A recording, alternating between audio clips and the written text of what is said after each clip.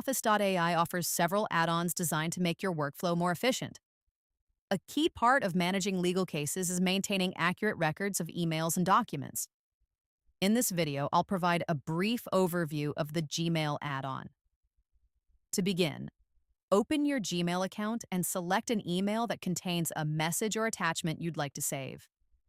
On the right-hand toolbar, click the LawOffice.AI icon to launch the add-on.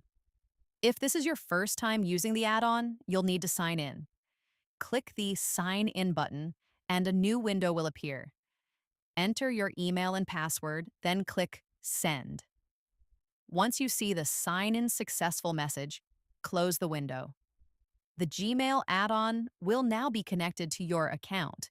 When the add-on opens, you'll notice that the Case Search and Contact Search fields are automatically populated. The add-on scans the email subject line for a case number and uses it to preload the corresponding case.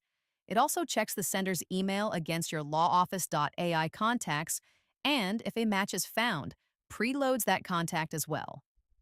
This automation saves time by allowing you to quickly associate emails with the correct case or contact. To save the email to a case, click the Save to Case button. The email, along with any attachments, will be stored automatically. Once the process is complete, you can click Open Case to navigate directly to the case. From there, select the Email section to view all saved email subjects. Clicking on a subject will open the full email message. The email view preserves the original format as closely as possible and includes all associated details.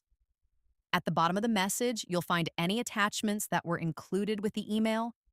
Clicking an attachment will automatically open it using the appropriate application for that file type. To keep everything organized, attachments are also stored within your case files.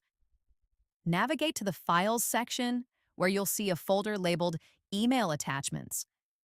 Inside, attachments are organized by sender, making it easy to locate and access any files that have been saved from emails.